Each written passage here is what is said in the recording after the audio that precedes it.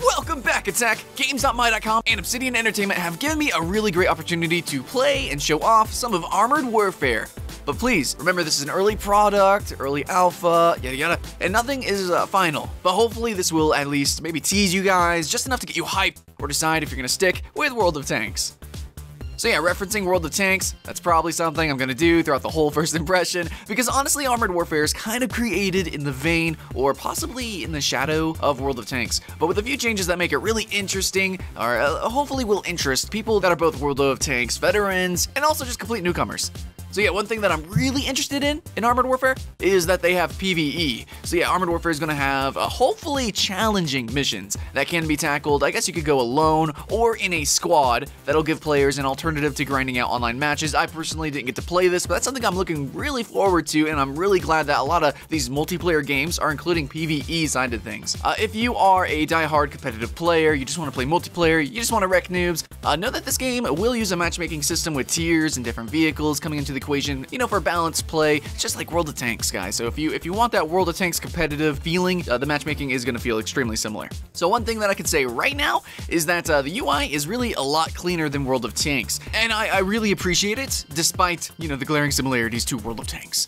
You are going to have a tech tree style unlock system where you can acquire new tanks by playing previous vehicles in the list. You just kind of have to purchase them, but you have to purchase them in a row. So it's not quite like an experience thing, you still have to purchase them. The way you purchase them is also very interesting. Instead of being from different countries, you'll have these different corporations. It's kind of like an Armored Core approach to things. But yeah, then you also have a menu to customize your specific tank's loadout from different consumables that you can have to different parts. So you also have a crew section, which is pretty interesting, where you can customize them like all the way down to their different attribute points and different abilities that then go and equip to your tank as well. So within the garage and the overall layout of the whole game is actually really similar to World of Tanks, but I guess you could say it's less themed and really more arcade. But this makes things a little bit clearer and less cluttered.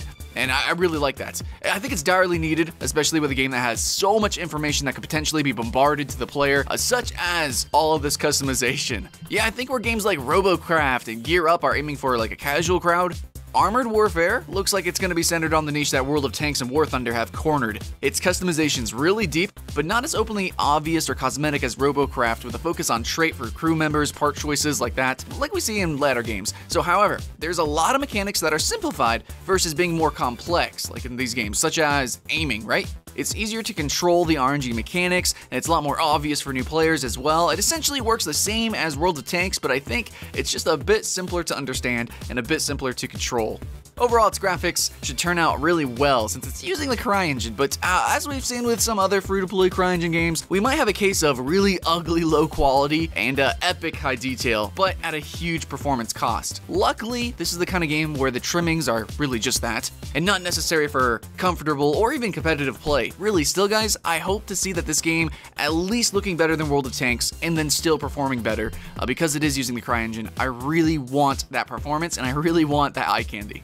So some things I really like about this game. I'm glad that they cleaned up the UI. I mean, that was actually a huge pet peeve because it gives a welcoming first impression. And also, I think the soundtrack to this game, as soon as you open up the game, it's really uproarious, but it's kind of in a fun and good way. It sounds really arcade and I love it. The level of customization also is really intense, guys. But at the same time, I don't feel overwhelmed like I did in other games. So I like that. So things I want to see: no pay to win please, or semi-pay to win schemes like we see in World of Tanks with golden bullets. I want a pure focus on competitive if possible. That would be great. I also hope that the grind isn't too extensive, because that's really a deterrent, a huge deterrent for casual players, especially in a game that not just expanding vehicle roster, but also compounded by the deep leveling and customization needed per vehicle. That's a whole lot of grinding, and it's just not that fun. But so far, in my experience, it seems like it's not going to be that bad.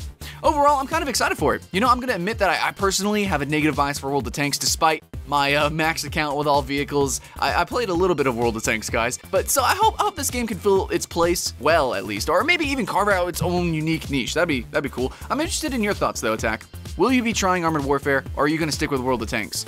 Maybe War Thunder. What are your thoughts on War Thunder? Go ahead, shout it out in the comments. If you're looking for a fun, casual vehicle combat game that's like not like this at all, well, there's Robocraft and Gear Up. But if you're looking for something a little bit more serious, Armored Warfare seems like it could be a good game. anyways, that's just my first impression of Armored Warfare. Seems like a pretty cool game. What do you guys think? Hey, if you guys want to see more gaming content, go to MMOATK.com. And of course, we've got gaming content up the Goomba here. Top 10s, first impressions. Give that like and subscribe button some attention. That'd be pretty sweet. But thanks for watching, friends. I'm Skyline Shore, and I'll see you again next time. Do you like hearing Halo 1? Halo CE. The best Halo, as I like to call it. The most intuitive Halo. I did not know this before the Master Chief Collection.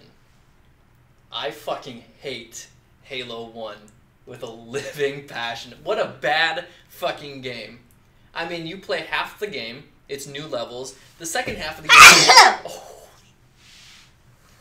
That was the loudest sound we ever recorded on this show.